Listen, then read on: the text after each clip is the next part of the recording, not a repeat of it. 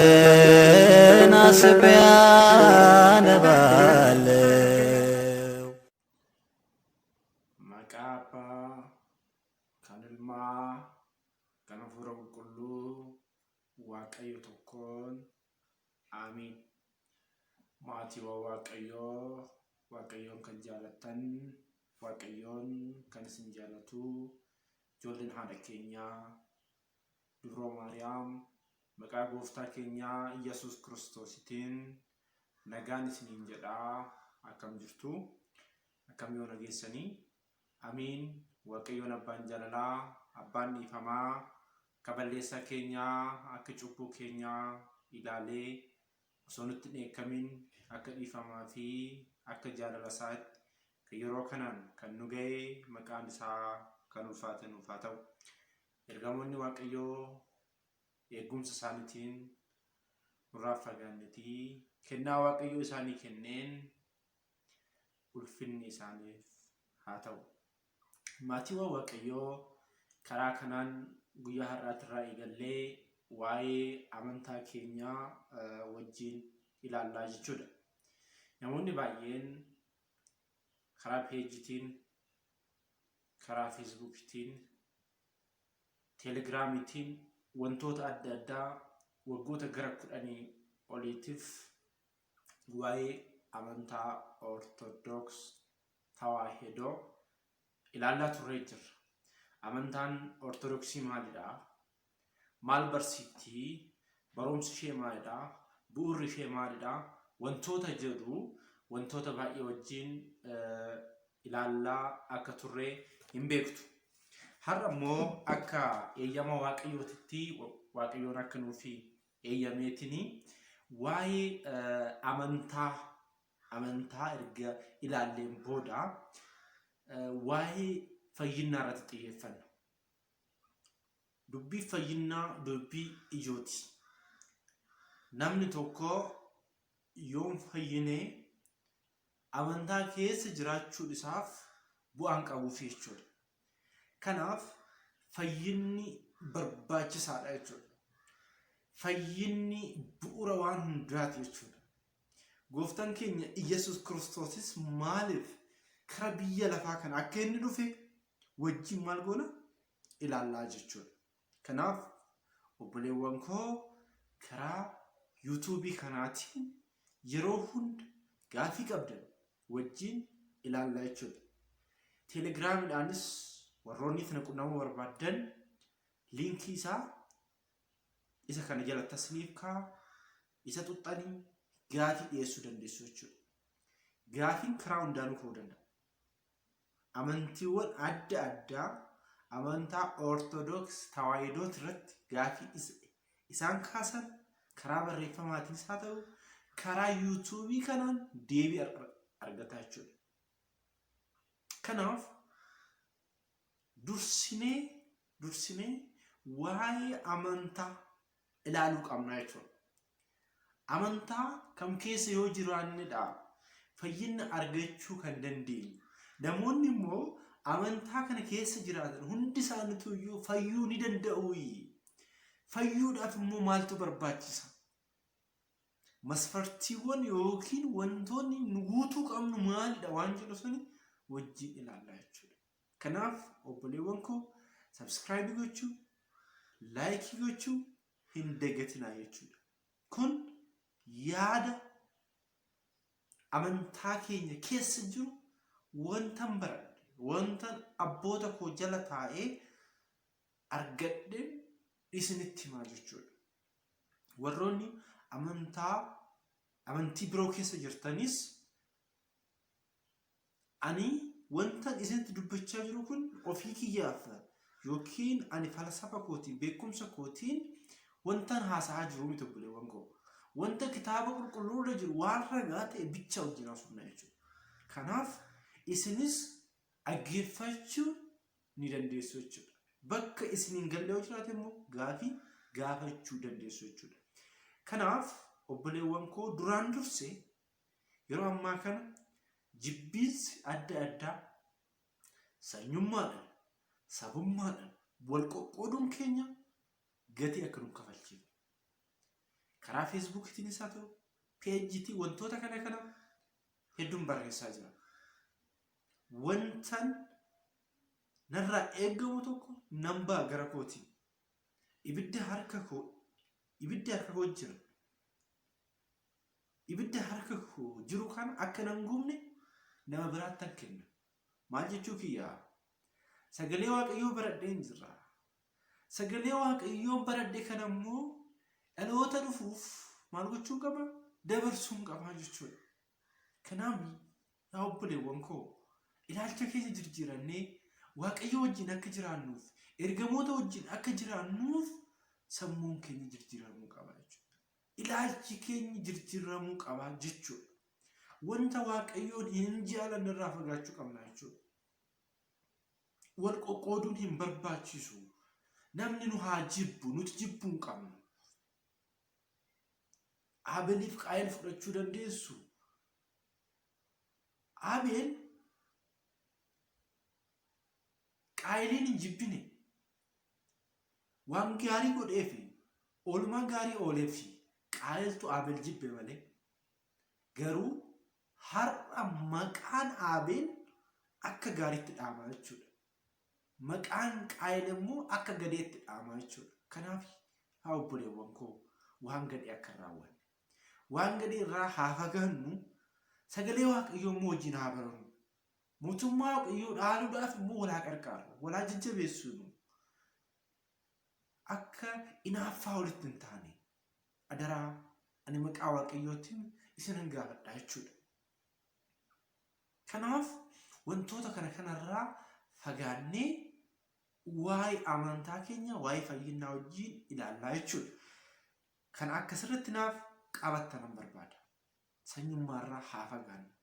Bakka sanyii qotee bulaadhaaf haa dhiifnu. Nuti nama ta'uu keenyan garuu walaa kabaju. Oromoo waan ta'eef, Amaara waan ta'eef, Sidaama waan ta'eef, Guraagee waan ta'eef miti. Sanii miti masfartiin keenya. Sanii miti nama kan ittiin madaallu. Namni sun namaayi. Namni sun ilaalchi isaa maal fakkaata? Ilaalcha gaarii qabaayi. Nama ilaalcha gaarii iyyuu hin qabne karaa ilaalcha gaariitti deebisuu qabna malee deebii garagaraatiin, ilaalcha garagaraatiin faallaa walii deemuun bu'aa nuuf hin qabu obboleewwan koo. Gatii nu kabalchiisa. Akka gatii nu kabalchiifne akka walii hin facaafne. Tokkummaa tawaahidoo irratti hojjechuu qabna. Tokkummaa tawaahidoo irratti.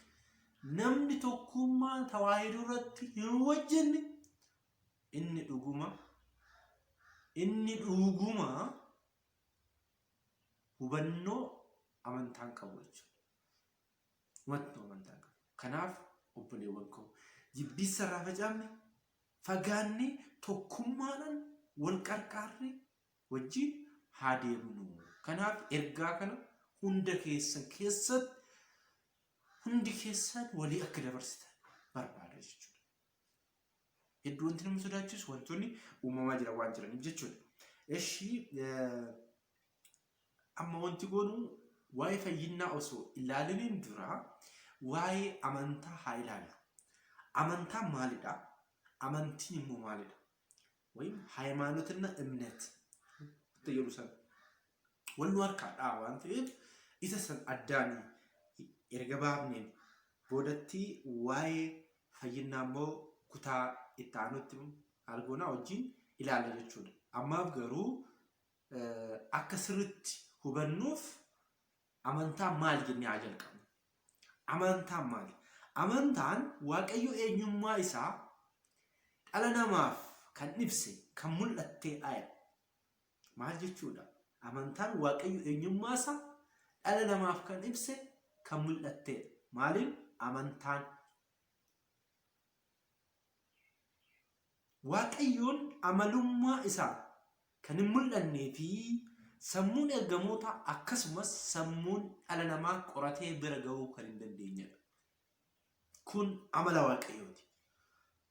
Amala waaqayyooti. Garuu ilmi namaas ta'ee ergamoonni akka waa'ee isaa hubataniif waaqayyoon beekumsa keenya beekumsa keenyan nuuf maal godhee jira ibsee jira jechuudha. Waaqayyoon karaalee adda addaatiin abboota keenyattis itti dubbatee jira jechuudha. Har'as karaa adda addaatiin Waaqayyoon itti dubbachaa jira jechuudha. Karaa Waaqayyoon ilma namaatiif yookiin ergamoota wajjin walqunnamtii inni taasise sun amantaadha jechuudha. Amantaadha. Yeroo fi iddoon murteessuu kan hin dandeenye, bara baraan kan jiraatu, addunyaa guutee kan argamu, sammuun uumamtoota yeroo fi bakkaan murtaa'an ta'ee qoratee bira ga'uu kan hin dandeenye kun amala Waaqayyooti. Haa ta'u garuu Waaqayyoon amalummaa kana kan hin mul'anne, kan hin argamne ta'us uumamtoonni isaa waa'ee isaa gonkumaa akka hin beekne hin taasifne jechuudha Waaqayyo. Beekumsa nuu kenneen isa akka hubannu, isa akka beeknu, isa akka barru taasisee jira jechuudha Waaqayyo. Kanaaf karaan Waaqayyoon dhalli namaa akkaataa isa hubatu taasise kun maalidha jennaani? Amantaadha jechuudha. Karaa kanatu maalidha? Amantaadha. Ilaalla. Macaafni qulqulluun immoo maal akka jedhu wajjin ilaallaa jechuudha. Kanaaf karaa kanaan Waaqayyoo wajjin karaa nuti itti wal qunnamnu duraan dursine amantaadha jechuudha. Amantaan yeroo jalqabaatiif kan kennamte ergamootaaf. Akkamitti gaafa jenne waa'ee seera uumamaa keessatti gaafa nuti barannu uumamtoota 22tu jira. Akka mana amantaan keenya itti barsiiftu jechuudha. Isaan keessaa uumamtoonni 8 gaafa jalqabaa sanbata guddaatu uumaman. Isaan keessaa ergamoonni tokko jechuudha. Ergamoonni uumamanii ergamoota uume kana immoo Waaqayyoon beekumsa kenneefii jira jechuudha. Beekumsa ittiin yaadan, beekumsa ittiin waan gadhee fi waan gaarii adda baasanii beekan, beekumsa ittiin murteessuu danda'an Waaqayyoon maal godhe? Aangoo kenneefira jechuudha. Aangoo isaanii kenne kanatti fayyadamanii gariin uumaa ofii argatee jira. Gariin immoo uumaa ofii maal godhee jira? Ni ganeera jechuudha. Har'allee addunyaa kanarra wanti jiru kana. Lakki ilaalcha kooti nan deema. Amantii isa kanan hundeeffadha. Warroonni jedhanis hundeeffatanii ofii isaaniitti baanii jiru. Lakki amantaan Waaqayyoon keessatti galateeffatamu. Ergamoonni keessatti galateeffataman ishee kana warroonni jedhanillee ortodoksii keessa taa'anii jiru jechuudha. Har'as harka keenya jira jechuudha. Aangoon harka keenya jira jechuudha. Kanaaf ergamoota kanaaf Waaqayyoon beekumsa waan kenneef ergamoonni kuniin aangoo Waaqayyoon isaanii kenne, beekumsa Waaqayyoon isaanii kenne fayyadamanii uumaa isaanii barbaaduudhaaf eenyutu uume, eessa argamne kan jedhu gaafii dhiyeessan jechuudha. Gaafii dhiyeessan kana keessatti Saaxinaa'el inni jedhamu hoogganaan ergamoota ana uumaa keessatti kan jedhu deebise. Saaxinaa'el beekumsa Waaqayyoon isaaf kenne sanii karaa biraatiin isaa ta'u, karaa dhugaatiin isaa ta'u beekumsa fayyadameera. Waaqayyoon uumamtootaaf waa sadii kenne jenna. Inni jalqabaa bilisummaadha. Waaqayyoon bilisummaa nuuf laatee jira. Inni lammaffaan immoo filannoodha. Ati yoo barbaadde filannoo keetiin amantaa hordofuu dandeessa yookiin amantii keessa seenuu dandeessa. Yoo barbaadde bishaanitti of gatuu dandeessa. Yoo barbaadde immoo bishaan sadhuddee ittiin jiraachuu dandeessa. Yoo barbaadde hatuu dandeessa. Yoo barbaadde harka hattu kanaan immoo hiyyeessa qarqaaruu dandeessa. Yoo barbaadde nama ajjeesuu dandeessa. Yookaan immoo harka nama ajjeestu kanaan nyaachisuu dandeessa jechuudha. Kun filannoo keeti. Sadaffaan itti gaafatamummaadha. wajii hojjette wajii gadhee yoo hojjette wanti gadhee si eeggata wajii gaarii yoo hojjette wanti gaariin si eeggata jechuudha. Kanaadha kaa ishee saniidha Waaqayyoon gaafa nuti isa fuuldura dhaabbannu ibidda fuuldura yookiin malakootii fuuldura gaafa nuti dhaabbannu ishee kanaa jechuudha. Itti gaafatamummaa kana jechuudha. Itti gaafatamummaa kana jalaa bahuudhaaf immoo har'a hojii gaarii hojjechuun nurraa eegama jechuudha. Hojii gaarii hojjechuun tokko keenyarraa eegama. Kanaaf kaa ergamoota jidduutti erga yaadni kun erga ka'een boodatti saaxinaa bilisummaa filannoo isaaf kenname kanatti fayyadamee uuman keessaa ana kan jedhutti deeme jechuudha. Gaafa kana ergamoonni kuwwan immoo lakkii ati uuma keenya miti. Uuma keenya yoo taate uumi nutti mul'isi. Fakkaataa keenya uumi nutti mul'isi gaafii jedhan dhiyeessanii jechuudha. Maal fayyadamanii? Beekumsa Waaqayyoon isaanii kenne fayyadamanii jechuudha. Har'a hoo nuti fayyadamaa jirraa? Beekumsa Waaqayyoon nuu kenne fayyadamaa jirraa? Kun hunda keessaniif maal ta'uu qaba? Gaafii ta'uu qaba jechuudha. Ofii keessaniif deebii laachuu qabdu jechuudha. Beekumsa sana anis ofan gaafadhaa jechuudha har'a. Isinis immoo of gaafattuu jechuudha. Kanaaf Waaqayyoon erga gaafiin kun ergamoota jidduutti erga dhiyaateen boodatti ergamaan qulqulluu Gabri'eel hanga uumaan keenya dhufutti bakka jirtan dhaabbadhaa. Bakka dhaabbadhaa. Hanga uumaan nu uume hanga dhufutti dhaabbadhaa. Har'as nuti ejjechuu qabna jechuudha. Dhaabbannee fiiguu osoo hin taane ejjennee bitaaf mirga ilaaluu qabna jechuudha. Sanaan booda Waaqayyoon kallattii bahaatirraa ifa tokko ergeefi. Ifti kuni sammuu ergamootaa uumaan keenya hanga dhufutti warraannu jedhanii yookiin qulqulluu Gabri'eel waan irratti hundaa'an suniin beekumsi yookiin dandeettii Waaqayyo isaanii kennee fayyadamanii uumaa isaanii argata sanirratti ifti kun dhaqee qubate jechuudha. Ifti kun dhaqee qubate. Ifti qubate kuni amantaadha jechuudha. Amantaadha. Kanaafidha Yihuudaa boqonnaa tokko. Yihuudaa obboleessa Yaaqoob jechuudha. Boqonnaa tokko lakkoofsa 3 irratti amantaa al tokko qulqullootaaf kennamtee hanga dhumaatitti wareegamaayi. Booyeta sinitti meedha. Booyetan amantaa eenyuuf kennamte? Qulqullootaa kennamteedha. Ergamootaa kennamte jechuudha. Ergamootaa kennamte. Amantaan haala kanaan hundeeffamtee jiraa jechuudha. Amantaan kennaadha. Amantaan kennaadha malee eenyullee hundeessuu hin danda'u. Amantaan immoo meeqa yoo jenne tokkodha amantaan. Amma wanti rakkisaa kana ta'an Musliimnis amantaa jedhama, Protestaantiin amantaa jedhama, kunis amantaa jedhama, Joobaan amantaadha, Kaatolikiin amantaadha. Miti amantaan tokko qofaadha. Kanas immoo akkana nuun jedha qulqulluu Phexros jechuudha. Boqonnaa 4 lakkoofsa 5 irratti gooftaan tokko, amantaan tokko, cuuphaan tokko. Eessaaf hin dheereen kana hunda. Maal jennaarree isaanii? Maal jennee waamna? Isa jedhu san immoo wajjin ilaalla jechuudha. Kanaaf amantaan meeqa? Amantaan tokkodha. Amantaan tokkodha. Amantaan tokkodha. Amantaan inni kun immoo Ermiyaas boqonnaa 6 lakkoofsa 16 irratti akkana jedha.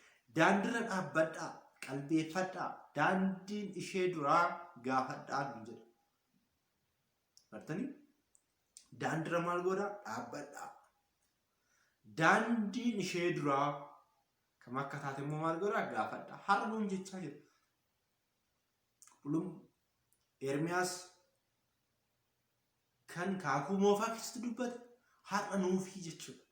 Ejjechuu qabna. Fiiguu bichaa miti. Gaafachuu qabna. Gaafii baay'isuu qabna. Namni gaafatu ni beeka. Ni hubata. Wanta balaa jalaa miliqaa jechuudha. Kanaaf gaafii gaafachuun wanta gaariidha jechuudha.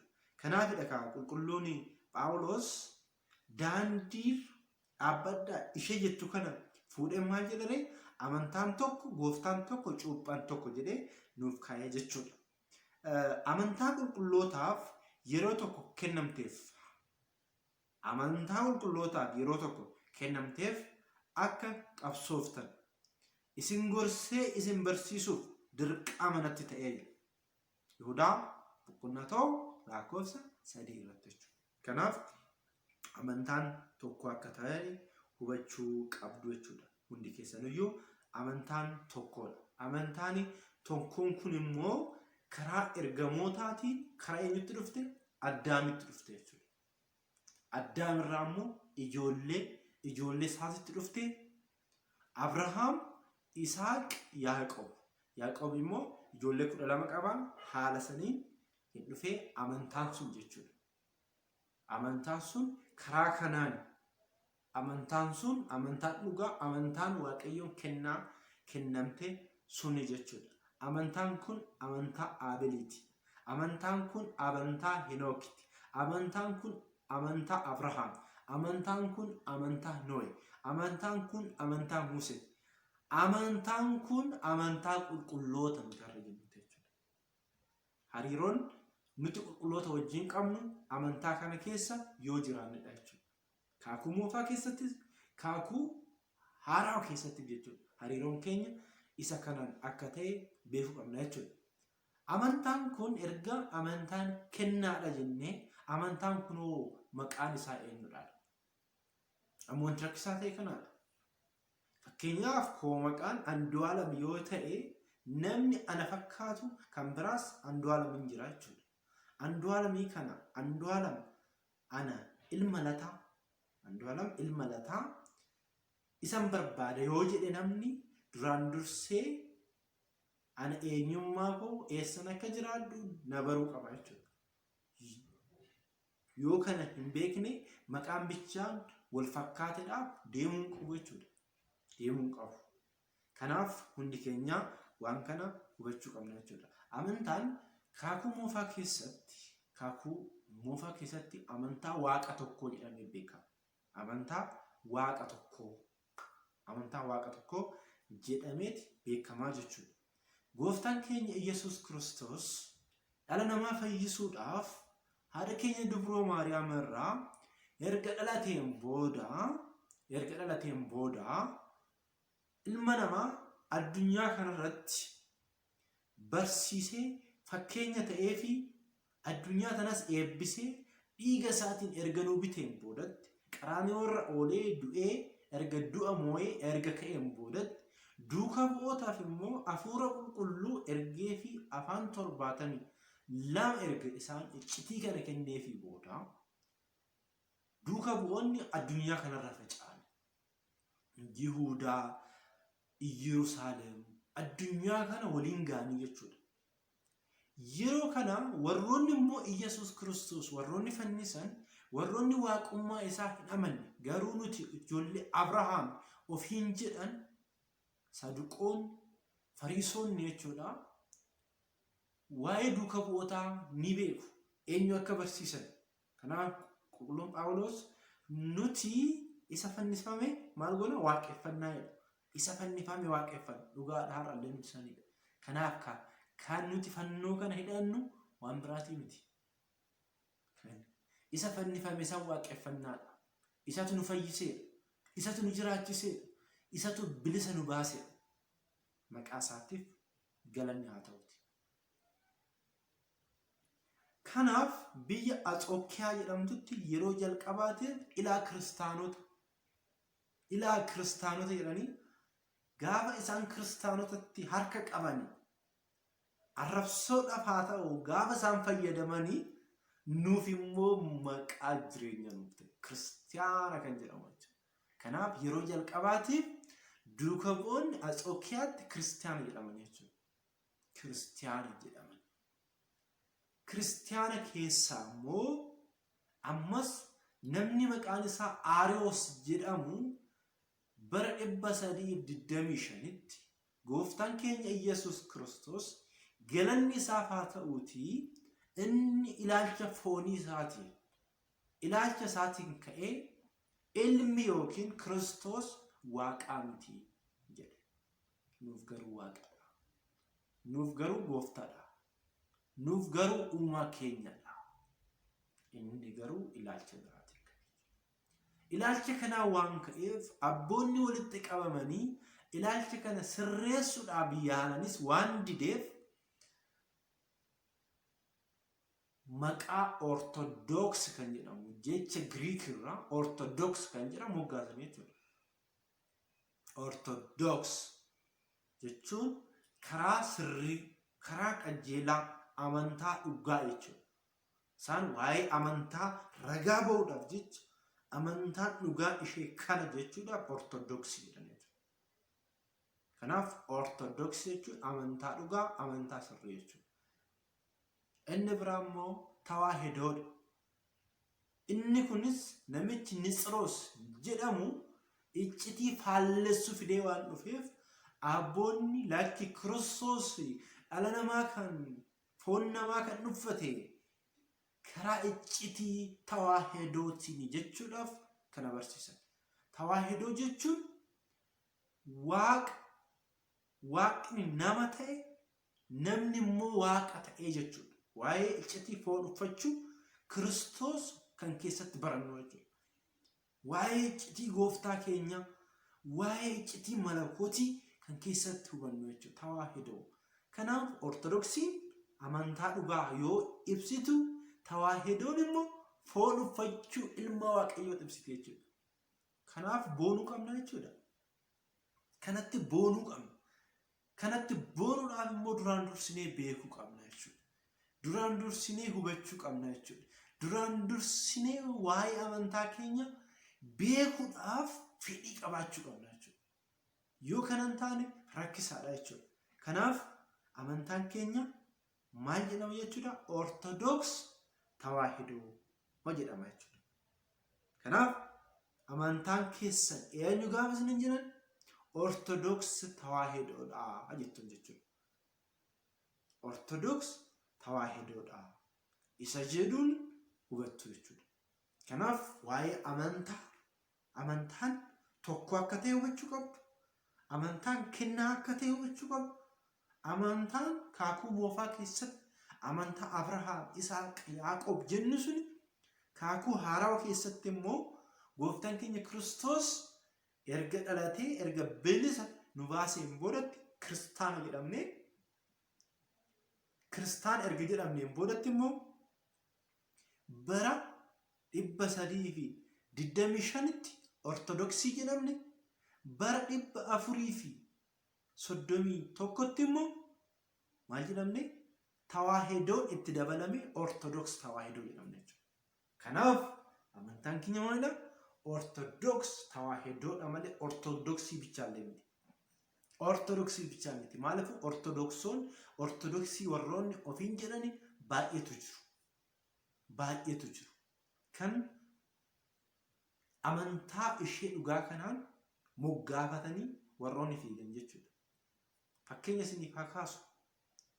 Namoonni baay'een yoo ilaaltan feesbuukii irratti yoo banatan warroonni maqaa isaaniitiin hin bananne baay'eetu jiru.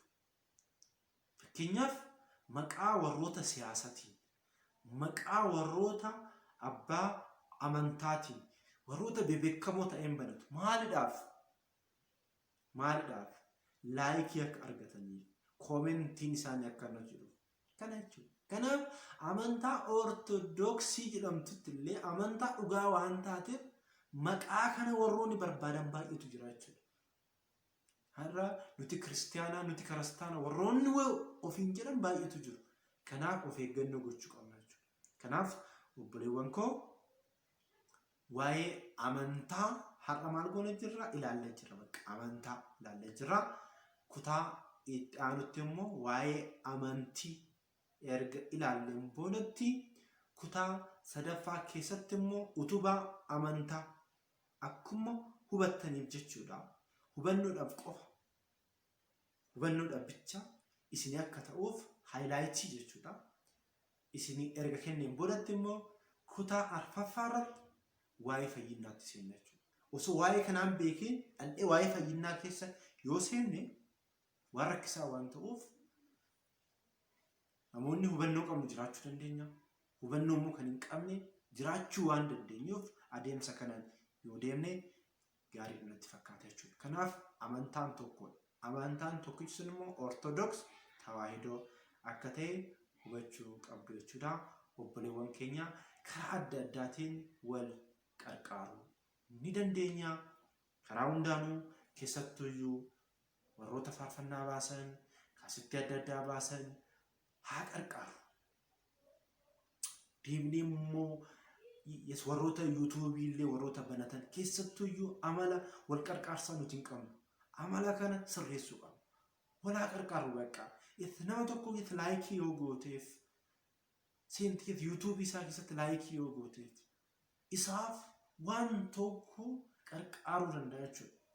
Waa'ee yuutuubii irratti illee Waaqayyo yoo jedhe yeroo biraa yuutuubiin akkamitti banama, seerri isaa maalidha, maaltu irraa argama waan jedhullee immoo wajjin ilaallaa jechuudha. Inni biraa immoo kiristaana keessatti kiristaanni tokko dureessa ta'uu ni danda'a. Yoo duroome cubbuu qabaayi waan jedhullee wajjin ilaalla waan ta'eef obboleewwan koo amantaa keenyatti cimnee amantaa keenya beeknee wal kabajnee tokkummaa keenyaan akka jiraan adaraan isiniin jedha. Wal arrabsuu, wal ceepha'uu, wal qeequu dhiifnee wal gorsuu, wal sirreessuu, wal deebisuu irratti haa xiyyeeffannu. Asumaan immoo yeroon kun yeroo koronaan dhala namaa miidhaa jiru waan ta'eef of eeggannoo gochaa kadhannaadhaan cimaa ejjennoo keenyan haa dhaabbannu. Biyya alaa obboloota koo kanaaf yuutuubii kana sabskraayibii gochuudhaan laayikii gochuudhaan koomentii illee gaafii yoo qabaattan achi alatti barreessuu ni dandeessu. Maqaa Waaqayyoo yeroo kanaan kan nu ga'e kan ulfaate haa ta'u nagaan naaf tura.